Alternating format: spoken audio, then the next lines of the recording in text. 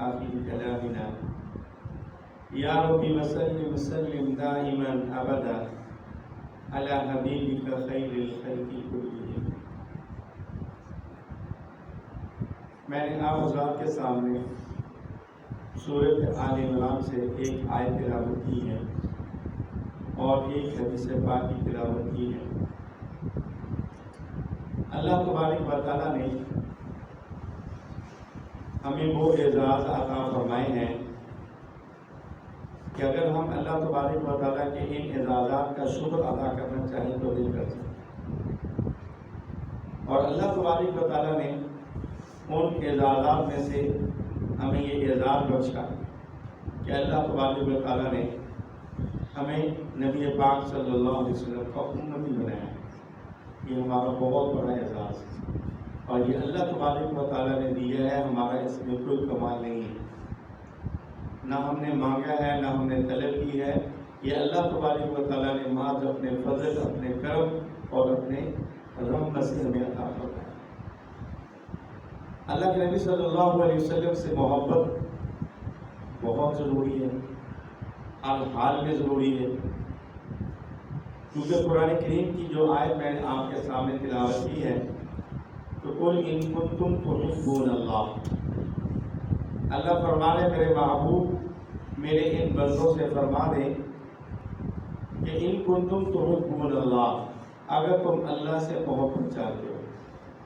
ظاہر ہے کہ دنیا کے اندر ہم کام جو بھی کرتے ہیں اور کرنا بھی چاہیے مسلمان کو تو وہ اللہ کی رضا کے لیے، کہ اللہ کو خوش کرنا ہے اور کوئی مقصد نہ ہو، نہ کسی کو دکھانا مقصود ہو، نہ کسی سے وعدہ لینا مقصود ہو، نہ کوئی شاباش لینا مقصود ہو. ہر کام صرف اللہ کے لیے کرنا ہے. ظاہر بات ہے جو کام اللہ کے لیے کیا جائے گا پھر اللہ ہی ہم سے اس کا جو ہے جزا بھی دیں گے، اس کا ثواب بھی دیں گے. اللہ کی ذات ہم سے خوش بھی ہوگی. تو لہذا دنیا کے اندر جو بھی کام کرے صرف اللہ کو راضی کریں گے. مخلوق کو راضی نہیں کرنا، نہ ہم راضی کر سکتے ہیں، نہ ہمارے بس کی بات کہ ہم کسی مخلوق کو راضی کریں. یہ نہیں ہو سکتا. صرف ایک آسان کام ہے کہ اللہ کو راضی کر لیں، اللہ سب کو راضی کر لیں. تو بہرحال اس آیت مبارکہ میں فرمایا قل ان کنتم تحبون اللہ، اے میرے محبوب ان سے فرما لیجئے اگر تم اللہ سے محبت چاہتے ہو اور تم چاہتے ہو اللہ میں اپنا محبوب بنا لے، اللہ کے نیک بندوں میں شامل ہو جائیں، تو اللہ تبارک و تعالیٰ نے ارشاد فرمایا تحبون اللہ فاتبعونی، میرے محبوب ان کو جواب دے دو کہ فاتبعونی، بس میری اطاعت کریں، میری پیروی کریں. اب دیکھیں اتباع اور پیروی، اتباع کسے کہتے ہیں اور پیروی کسے کہتے ہیں؟ قرآن کریم میں اللہ تبارک و تعالیٰ نے بلکہ اس کی اگلی آیت میں بھی ہے قل اطیعوا اللہ والرسول، کہ تم اللہ کی بھی اطاعت کرو اور اس کے رسول کی بھی اطاعت کرو. اطاعت کہتے ہیں حکم کو، کہ اللہ اس کے رسول نے جو ہمیں حکم دیا ہے اگر ہم اس حکم کو نہیں مانتے تو ہم مجرم ہیں. مثلا اللہ نے حکم دیا کہ نماز پڑھو، اللہ کے رسول نے حکم دیا نماز پڑھو، اگر ہم اس معاملے میں اللہ کے رسول کی اطاعت نہیں کر رہے تو ہم مجرم ہیں. تو اطاعت کا معنی ہوتا ہے کہ حکم، اور جو آدمی حکم کو پورا نہ کرے وہ مجرم ہے. تو اس لیے یہاں پر فرمایا کہ ان کنتم تحبون اللہ فاتبعونی، میرے محبوب ان کو فرما دے کہ وہ میری پیروی کریں، میری اتباع کریں، میرے نقش قدم پر چلیں. اب فرق کیا ہوا اطاعت اور اتباع کے اندر؟ اطاعت کہتے ہیں حکم کو، جو بھی حکم ہمارے لیے آیا ہمیں ہر حالت میں اس حکم کو پورا کرنا ہے، ماننا ہے. اگر اس کے اندر گڑبڑ کریں گے، نہیں مانیں گے تو ہم مجرم ہیں. اور یہاں پر میں فاتبعونی کہ پیروی کرو اور نقش قدم پر چلو. تو یاد رکھیں کہ اطاعت کے ساتھ ہم نے محبت رسول کو بھی جمع کرنا ہے، صرف اطاعت نہیں. اطاعت تو ہر جو ہے ہم نے مانی ہی مانی ہے، لیکن ساتھ اللہ کے رسول سے محبت. تو جو میں نے حدیث پڑھی کہ اللہ کے نبی صلی اللہ علیہ وسلم نے فرمایا لا یؤمن احدکم حتی اکون احب الیہ من والدہ وولدہ والناس اجمعین. تو اطاعت کے ساتھ ہم نے محبت کو بھی جمع کرنا ہے. پھر یہ اطاعت اور جو ہے محبت کو جمع کریں گے تو یہ بنتا ہے فاتبعونی، کہ پیروی کرنا نقش قدم پر چلے. یہ اطاعت سے بھی بڑی چیز ہے، یاد رکھیں. پیروی یہ اطاعت سے بھی بڑی چیز ہے. ابھی میں آپ کو ایک مثال دیتا ہوں. اللہ کے نبی صلی اللہ علیہ وسلم بیٹھے ہوئے، ایک بدو صحابی آئے جنہوں نے آپ صلی اللہ علیہ وسلم کی زیارت کی، ایک ہی مرتبہ زیارت کی. تو آپ صلی اللہ علیہ وسلم اس حال میں بیٹھے ہوئے تھے کہ آپ کے یہ گریبان کے جو بٹن ہیں یہ کھولے تھے، لگائے ہوئے نہیں. تو اس صحابی نے جب آپ کو اس حالت میں دیکھا تو زندگی بھر اپنے گریبان کے بٹن نہیں لگائے، اس لیے کہ میں نے نبی پاک صلی اللہ علیہ وسلم کو اس حالت میں دیکھا ہے. یہ ہے اتباع، پیروی، نقش قدم پر چلنا. اللہ کے رسول نے اسے حکم نہیں کرنا. تو قرآن کریم میں بھی ہمیں یہ حکم دیا ہے کہ فاتبعونی. اللہ فرماتے ہیں اگر یہ چاہتے ہیں کہ اللہ ان سے محبت کرے تو فرمایا فاتبعونی. ان کو یہ آپ جواب دے دیں کہ میری تابعداری کریں، میری اتباع کریں، میرے نقش قدم پر چلیں. فرمایا یحببکم اللہ. اللہ تم سے محبت نہیں کرے گا بلکہ اللہ تمہیں اپنا محبوب بنائے گا. محبت کرنا اور چیز ہے، محبوب ہونا اور چیز ہے. کہ تم کہتے ہو اللہ ہم سے محبت کرے، اگر میرے محبوب کی پیروی کرو گے تو اللہ فرماتے ہیں یحببکم اللہ، اللہ تمہیں اپنا محبوب بنائے گا. اور آگے فرمایا یغفر لکم. اگر کہیں تم کوئی خطا کر بیٹھے، کوئی گناہ ہو گیا، یا جو ہے کوئی ایسا کام کر بیٹھے، تو یاد رکھو اگر میرے نبی کی پیروی کرو گے، میرے نبی کے نقش قدم پر چلو گے تو اللہ فرماتا ہے یغفر لکم ذنوبکم، میں تمہاری اس خطا کو، تمہارے اس گناہ کو معاف کر دوں گا. واللہ غفور الرحیم، اس لیے کہ اللہ کی ذات بڑی بخشنے والی اور مہربان ذات. علامہ بدر الدین آئینی رحمۃ اللہ علیہ نے کسی سے محبت ہونے کے 3 سبب لکھے کہ آدمی کسی سے اگر محبت کرتا ہے تو 3 وجوہات ہوتی ہیں کہ جس کی وجہ سے انسان کسی سے محبت کرتا ہے. نمبر 1، یا تو انسان کسی سے محبت کرتا ہے حسن و جمال کی وجہ سے، یا کسی سے انسان محبت کرتا ہے اس کے کمال کی وجہ سے، یا انسان اس سے محبت کرتا ہے جود و سخا یعنی سخاوت کی وجہ سے. تو یہ 3 اسباب علامہ بدر الدین آئینی رحمۃ اللہ علیہ نے لکھے. پہلا سبب فرمایا یا تو انسان کسی سے محبت کرتا ہے اس کے حسن اور جمال کی وجہ سے، جیسے آپ پھولوں سے محبت کرتے ہیں اس کی ظاہری حسن کی وجہ سے، یا اسی طرح آپ زیورات سے محبت کرتے ہیں، گھروں کے اندر فرنیچر اس سے محبت کرتے ہیں، مکان اچھا ہے اس سے محبت کرتے ہیں. تو یہ محبت آپ اس کے ظاہری حسن و جمال سے کرتے ہیں. اور دوسرا سبب ہے فرمایا یا تو انسان کسی کے کمال کی وجہ سے محبت کرتا ہے، جیسے حضرت بلال حبشی رضی اللہ تعالی عنہ اللہ کے رسول صلی اللہ علیہ وسلم کے بہت بڑے عاشق ہیں. ہم تمام مسلمان ان سے محبت کرتے ہیں کمال عشق کی وجہ سے.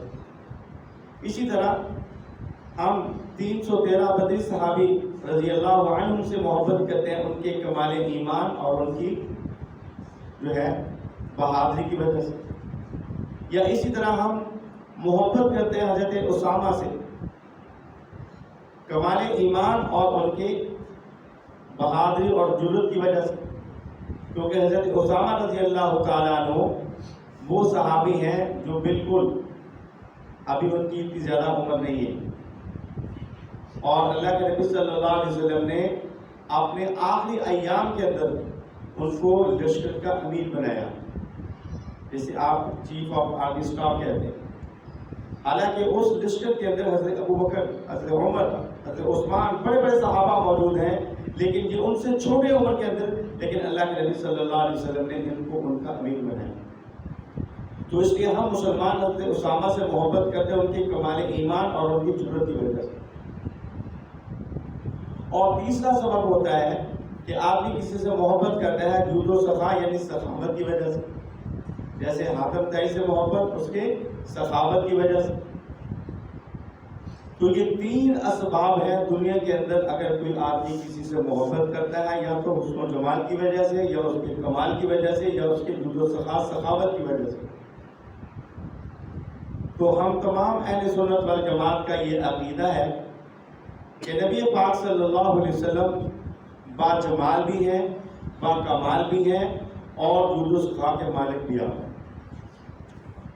علامہ بدر الدین عینی رحمۃ اللہ علیہ نے اپنا فتویٰ دیا، فرماتے ہیں کہ میں نے مزاج اعتدال کے ساتھ چراغ تلاش لے کر پوری دنیا کا سروے کیا اور میں اس نتیجے پر پہنچا کہ اللہ کے نبی صلی اللہ علیہ وسلم جیسا جمال بھی کسی میں نہیں ہے، آپ صلی اللہ علیہ وسلم جیسا کمال بھی کسی میں نہیں ہے، اور آپ صلی اللہ علیہ وسلم جیسا جود و سخا بھی کسی میں نہیں.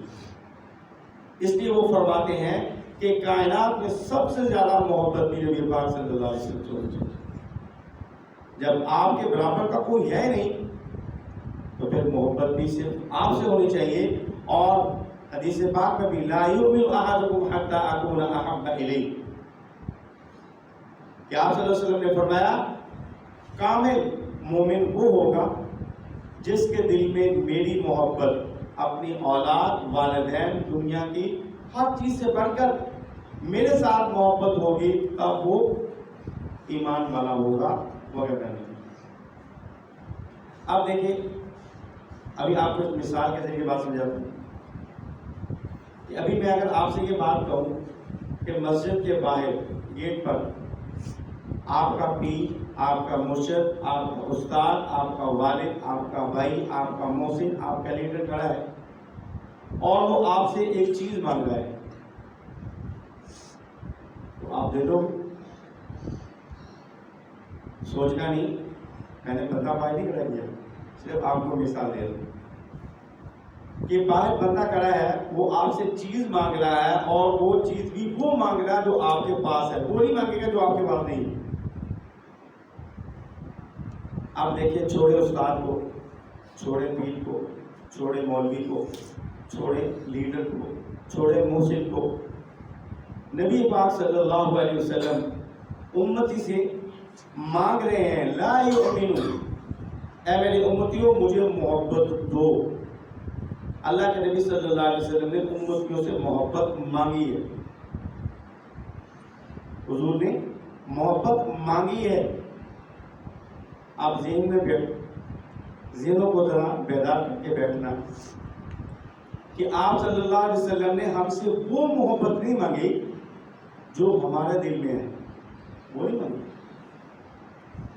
بلکہ آپ صلی اللہ علیہ وسلم جو محبت کا آپ ہم سے تقاضا فرما رہے ہیں وہ ہے کہ حضور نے فرمایا میں محمد صلی اللہ علیہ وسلم جو محبت چاہتا ہوں وہ محبت مجھے دو. اب اگر کوئی آدمی کہے یا رسول اللہ صلی اللہ علیہ وسلم مجھے آپ سے محبت ہے اپنی اولاد سے زیادہ، تو کیا یہ محبت کافی ہو جائے گی؟ اور میں نہیں، میں آپ سے محبت اپنی بیوی سے زیادہ کرتا ہوں، کافی ہو جائے گی؟ اور میں نہیں. کیا میری محبت میرے والدین سے زیادہ میں آپ سے کرتا ہوں، یہ کافی ہو جائے گی؟ اور میں نہیں. کیا میں اپنی جائیداد سے، بینک بیلنس سے، کوٹھیوں سے، مکانات سے، گاڑیوں سے زیادہ آپ سے محبت کرتا ہوں، کافی ہو جائے گی؟ فرمایا نہیں. یا رسول اللہ صلی اللہ علیہ وسلم ہم کمزور ہیں، ناقص ہیں، اگر اتنی محبت نہ کر سکے تو پھر میرے بھائی ذرا دھیان سے بات سننا، یہ کسی عالم کا فتویٰ نہیں، کسی مفتی کا فتویٰ نہیں، کسی شیخ الحدیث کا فتویٰ نہیں، بلکہ اللہ کے رسول کا فتویٰ ہے. فرمایا لا یؤمن احدکم، پھر تم اپنے آپ کو مومن کہنے کی زحمت نہ کرو، پھر اپنے آپ کو مومن کہنے کی زحمت نہ کرنا، اس لیے کہ میرے ساتھ جو محبت ہوگی وہ اپنی جان سے بھی زیادہ ہو جائے. اب حضرت عمر رضی اللہ تعالیٰ عنہ کتنے بڑے صحابی ہیں، کتنا رتبہ ہے، جس کے بارے میں میرے اور آپ کے محبوب نے فرمایا کہ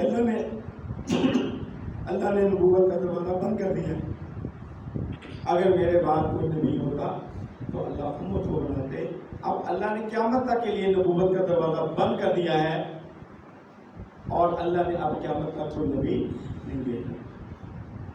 عمر سے پوچھا حضور نے، عمر میرے ساتھ محبت ہے؟ جی یا رسول اللہ۔ اولاد سے زیادہ ہے؟ جی یا رسول اللہ۔ والدین سے زیادہ ہے؟ جی یا رسول اللہ۔ مال و دولت سے زیادہ ہے؟ جی یا رسول اللہ۔ عمر اپنی جان سے بھی زیادہ محبت ہے؟ اب حضرت عمر رضی اللہ تعالیٰ عنہ خاموش ہو گئے۔ کیوں خاموش ہوئے؟ اس کی بھی وجہ بتاتا ہوں۔ کیونکہ ایک ہم ہیں، ایک وہ لوگ تھے، کیونکہ جو بات ہمارے دل میں ہوتی ہے وہ ہم زبان پہ نہیں نکالتے، لیکن ان صحابہ اکرام رضی اللہ عنہ اجمعین کا یہ خاصہ تھا، ان کی خاصیت تھی کہ جو بات ان کے دل میں ہوتی تھی نا وہی کہتے تھے۔ جب حضور نے پوچھا عمر اپنی جان سے زیادہ محبت ہے؟ یا رسول اللہ، پہلے اس مسئلے کا پتہ نہیں، تھوڑی دیر کے لیے خاموشی اختیار کی، سر کو جھکایا اور پھر کہا حضور آپ مجھے اپنی جان سے بھی زیادہ اچھا محبت ہے۔ حضور نے فرمایا اب تم صحیح مقام پر پہنچے کہ اپنی جان سے بھی زیادہ محبت۔ پھر حضرت عمر رضی اللہ تعالیٰ نے ثابت کر کے دکھایا، میں نے عرض کیا وہ جو بات دل میں ہوتی تھی وہی زبان پہ نکالتے تھے، پھر اس پر عمل کر کے دکھاتے تھے۔ مشہور واقعہ کہ ایک یہودی اور ایک منافق وہ اپنے آپ کو بظاہر مسلمان جو ہے وہ کہلاتا تھا، تو آپ صلی اللہ علیہ وسلم نے دونوں کی بات سنی تو دیکھا کہ یہودی حق پر ہے تو آپ نے فیصلہ یہودی کے حق پر فرما دیا۔ اب یہ جو منافق تھا اس نے کہا عمر کو یہودیوں سے بڑی نفرت ہے، لہٰذا میں ان کے پاس جاتا ہوں۔ جب بات چیت کی تو حضرت عمر نے جب بات سنی اور اس یہودی نے کہا کہ اس بارے میں آپ صلی اللہ علیہ وسلم نے فیصلہ فرما دیا میرے حق میں، تو آپ نے کہا اچھا بیٹھ جاؤ۔ گھر سے تلوار لائے اور اس یہودی کے گردن کو اتار دیا اور فرمایا جو اللہ کے رسول کے فیصلے کو نہیں مانتا عمر کی تلوار ہی فیصلہ کرے۔ اب دیکھیں ان کو اپنی جان سے زیادہ حضور کے ساتھ محبت ہے کہ میری جان بھی جا سکتی ہے، میں نے بندے کو قتل کیا ہے، لیکن اپنی جان کی پرواہ نہیں کی۔ جو حضور سے فرمایا کہ حضور اب مجھے اپنی جان سے بھی زیادہ محبت ہے وہ ثابت کر کے دکھایا۔ آج ہم محبت کا دعویٰ ضرور کرتے ہیں، محبت کا دعویٰ ضرور کرتے ہیں، اور یہ اکثر ہم یہ نعرہ لگاتے ہیں۔ ہم نہیں کہتے کہ آپ یہ نعرہ نہ لگائیں، بلکہ ہر مسلمان کو یہ نعرہ لگانا چاہیے، چاہے وہ بادشاہ ہے، چاہے وہ وزیر ہے، چاہے وہ مولوی ہے، چاہے وہ عام آدمی ہے۔ یہ جو ہم کہتے ہیں غلامی رسول میں موت بھی قبول ہے۔ آپ ایمانداری سے بتائیں کہ موت پہلے آتی ہے کہ زندگی پہلے؟ جواب اس کا یہ کہ پہلے زندگی ہے، موت تو بعد میں آنی ہے۔ تو جب ہم نے زندگی کہتے یہ نعرہ لگایا کہ غلامی رسول میں ہمیں موت بھی قبول ہے، لیکن میرے بھائی پہلے زندگی ہے، موت بعد میں آنی ہے، تو ہم اس نعرے کے ساتھ یہ بھی نعرہ لگائیں کہ غلامی رسول میں ہمیں داڑھی بھی قبول ہے، غلامی رسول میں ہمیں سچ بولنا بھی قبول ہے، غلامی رسول میں ہماری عورتوں کو وہ بھی کہیں کہ ہمیں پردہ کرنا بھی قبول ہے، اور غلامی رسول کے اندر ہمیں انصاف کے ساتھ تولنا بھی قبول ہے، اور غلامی رسول کے اندر نبی پاک صلی اللہ علیہ وسلم کی ایک سنت کو زندہ کرنا بھی قبول ہے، اور غلامی رسول کے اندر ہمیں 5 وقت کی نماز بھی قبول ہے، غلامی رسول کے اندر ہمیں تہجد بھی قبول ہے، غلامی رسول کے اندر غیبت کو چھوڑنا بھی قبول ہے، غلامی رسول کے اندر اپنے بڑوں کا ادب کرنا بھی قبول ہے، غلامی رسول کے اندر چھوٹوں سے محبت کرنا یہ بھی ہمیں قبول ہے۔ بلکہ آپ یوں کہیں کہ غلامی رسول کے اندر ہم زندگی بھر آپ صلی اللہ علیہ وسلم کی ایک ایک سنت کو اپنے وجود کے اندر زندہ کرنے کو بھی قبول ہے۔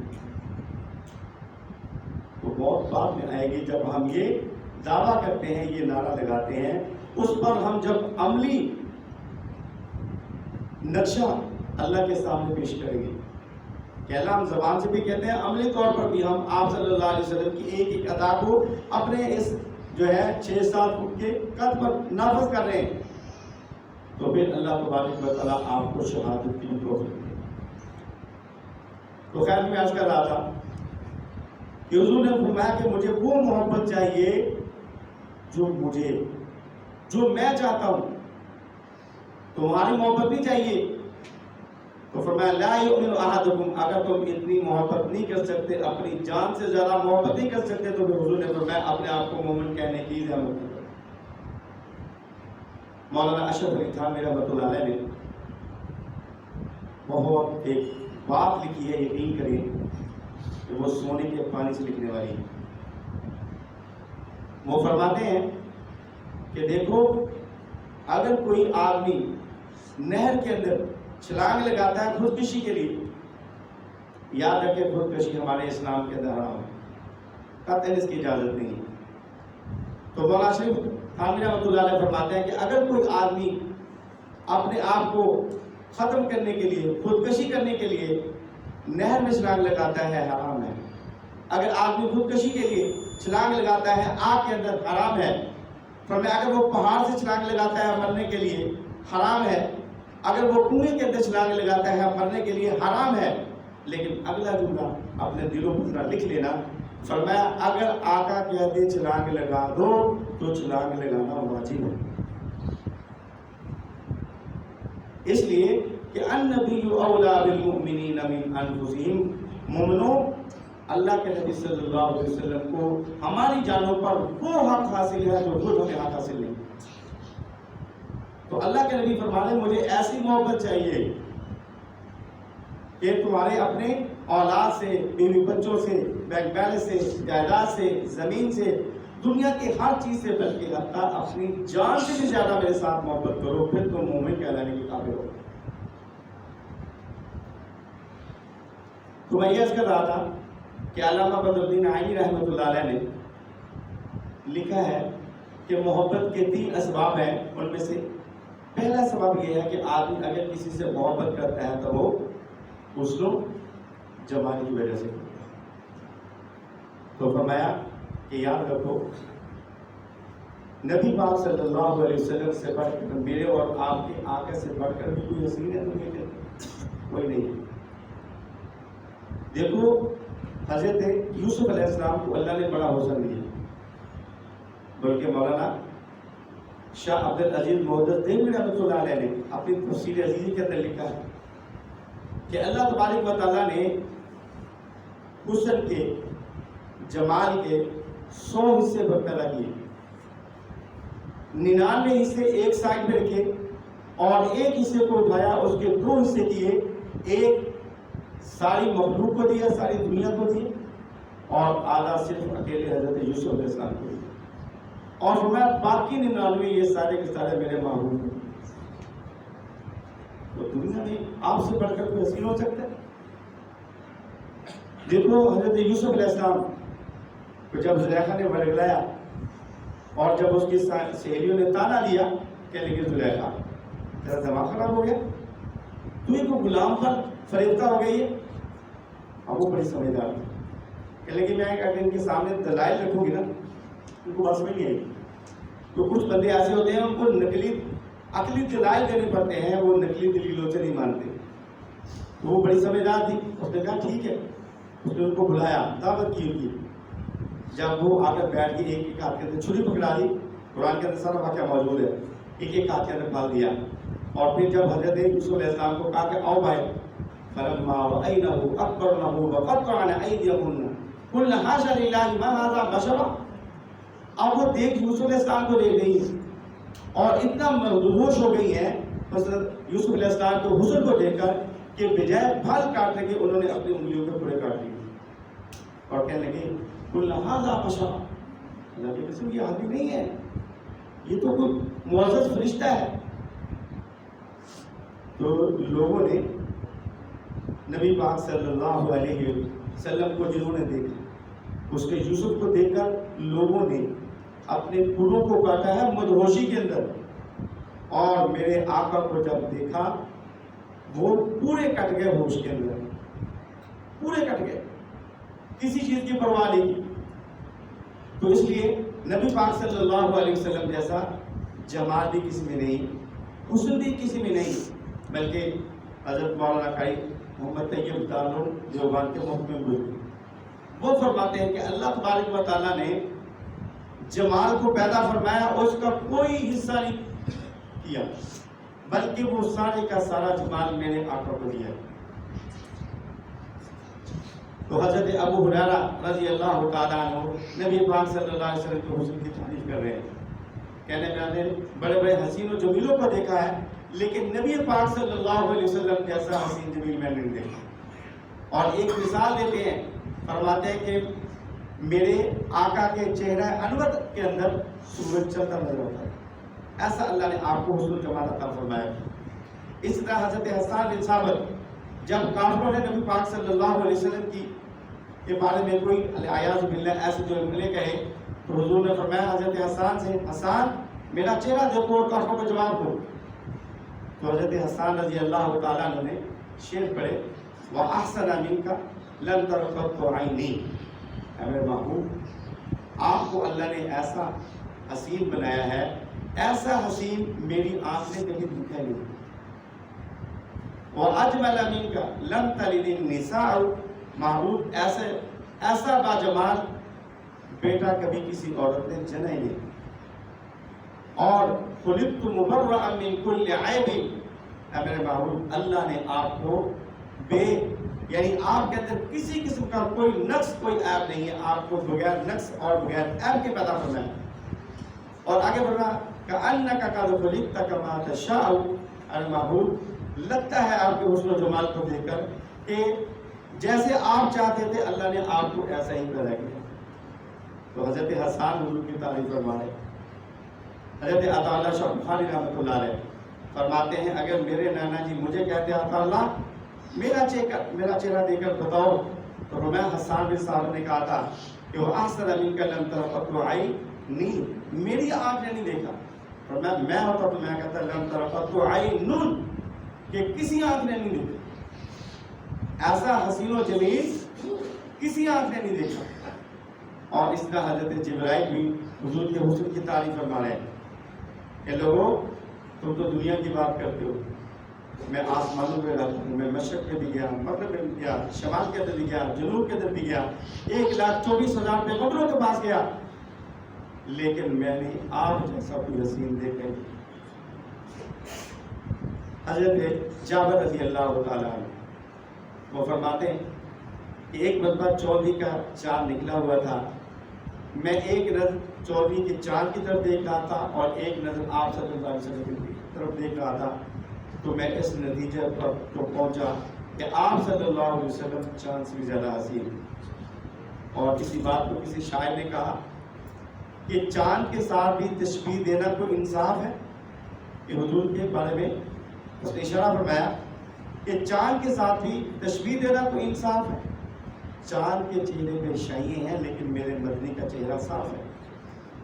یوں نبی پاک صلی اللہ علیہ وسلم کی تعریف فرمائی ہے کہ جیسے علامہ بدر الدین عائلی رحمۃ اللہ نے فرمایا کہ اگر کسی کے ساتھ محبت ہوتی ہے حسن کی وجہ سے، جمال کی وجہ سے، یا کمال کی وجہ سے، یا جود و سخا کی وجہ سے، تو آپ صلی اللہ علیہ وسلم کے ساتھ محبت جو ہے یہ تینوں کمال آپ کے اندر پائے جاتے ہیں، کائنات میں کسی اور کے پاس نہیں جاتے، لہذا آپ کے ساتھ محبت ہر حال میں ہونی چاہیے۔ تو انشاءاللہ باقی دوست بہت کا ذکر انشاءاللہ میں کریں گے۔ اللہ پاک آپ کو سچی محبت